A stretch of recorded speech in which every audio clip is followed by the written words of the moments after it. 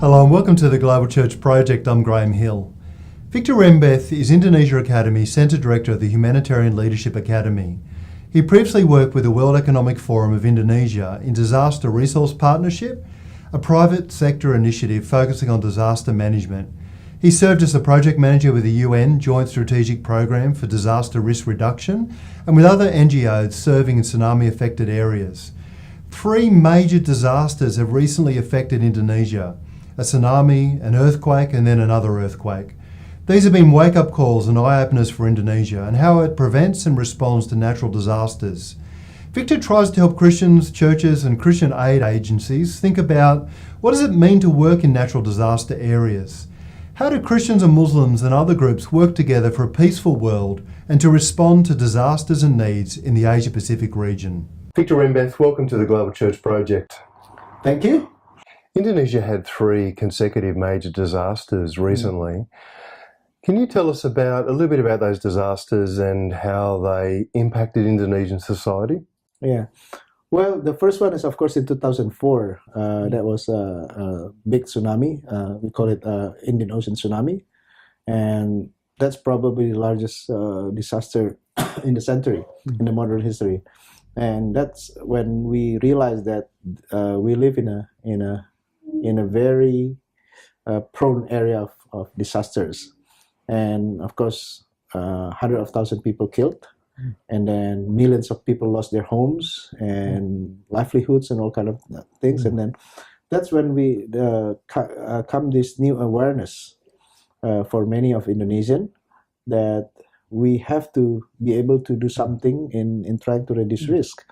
And for me, from my perspective, both the second one, then earthquake in Jogja, and then also so many volcanoes, volcanic eruption, we realized that we need to do something. It's not about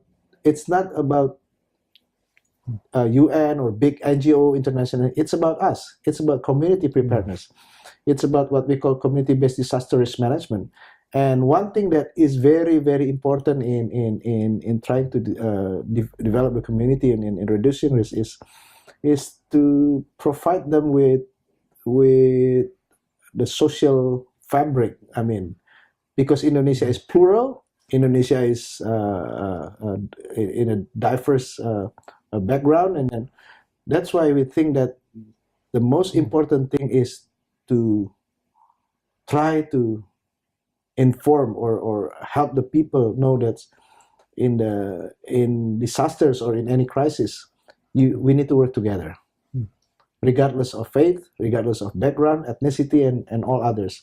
So that's what the humanitarian code of conduct that we try to see that, and that's why I'm doing this. And I work with very good Muslim friends and Protestant Catholics and all churches, and then even community in the villages and rural areas, because community needs to know that despite the differences, they could work with each other. After these 3 major disasters, was there a bit of a change in the thinking of many Christians in Indonesia about the role that Christians play in prevention and relief roles? Yes, that's actually my job during my role as a deputy director of the National Council of Churches Indonesia. That we call it we call this as part of capacity building to the churches, and then we went to train so many churches and then help them to realize that disaster is not just about thinking about God's words. It's not God's word. It's how you develop your people, and then how churches can also support those who are outside the church. And this is actually bringing the good news in a very contextual approach. That means include others as well to work together. So this new awareness, of course, we learned the hard way after tsunami and Jogja earthquake and so many others disasters, and I'm glad that the church could work together with those of different faiths, and they could open doors in terms of not just during the response, but during the preparedness and prevention and non-structural mitigations of trying to develop the people.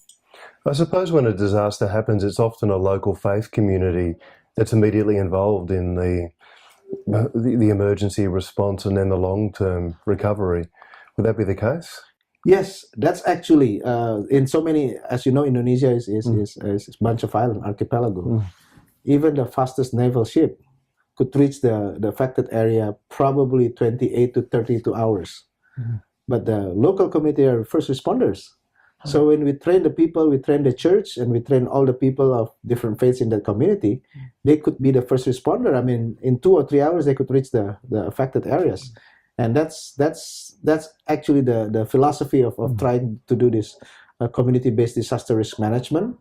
And of course, we as faith-based organization, we could do it through churches, through mosques, through any other religious activities, saying that we train you so that we could develop the resilience of the people by working together. The other day, you and I went to a conference that was a Christian and Islamic humanitarian theology conference. And one thing that really surprised me, I don't think we hear about this at all in Australia, was the extent to which Muslim organisations are engaged in education and in humanitarian efforts. And can you tell us something about how those partnerships between Christian and Muslim organisations have played out? Yeah, that's actually because trust is built.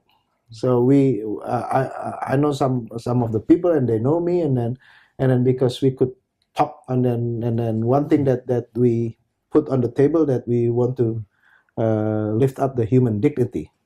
So when we talk about human dignity, that means whoever, no matter religions or background. So we discussed this, and then that's why I helped finding that humanitarian forum Indonesia, that we can talk and we can do some things. At least two incidents that I want to share, because you asked about how.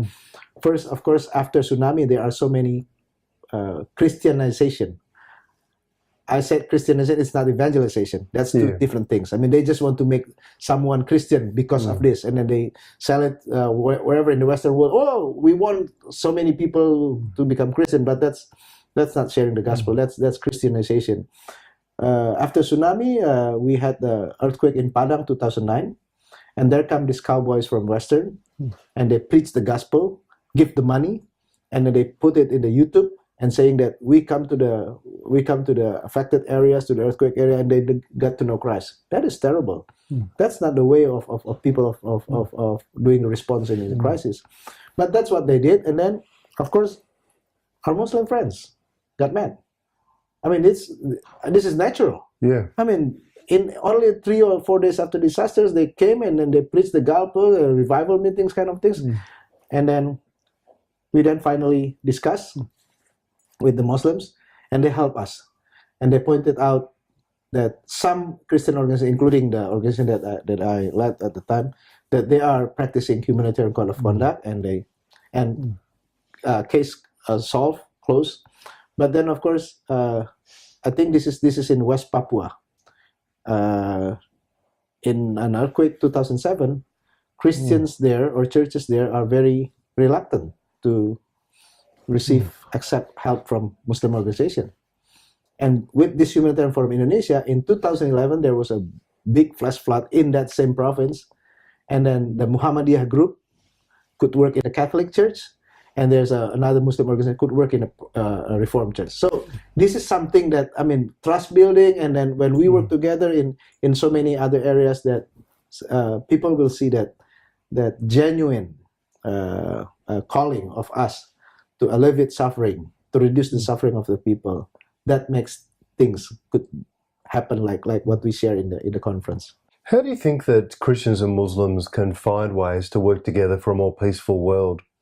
Well, that's actually the thing. I realized that we have so many common grounds, but we have to also appreciate differences. Yeah. And trust building is one thing that we need to be able to dig deeper. I mean, trust is not just when you are in a seminar. Trust is not just when you are trying to be to be something just to as a part of courtesy or just, but trust is when you work together. I mean, this is something from my perspective, incarnational approach is something that we can cry together with the Muslims and we can laugh together because of the things that we don't like. It's not just because you are Muslims and I am Christian, but because we are human beings. And I believe that my faith, especially in Philippians 2, when it was talk about Jesus emptying himself, so many times we have to go to the Muslims and to learn from them. Of course, the truth is here. I believe that Jesus Christ is truth, but they also have something that we need to learn, and that's how we can build in trust. I mean, it's especially in a sociological perspective of the religion. We know that we have so much in common, and that's commonalities that we can start building the trust and genuine love toward one another, and that's how we can really start the Christian-Muslim relation in a sincere way. Victor Rembeth, thank you for joining us at the Global Church Project. Thank you so much. God bless you. The Global Church Project is located at www.theglobalchurchproject.com. On our website you'll find a wide range of interviews and resources for colleges, universities and churches. I look forward to your company next time. From me, goodbye.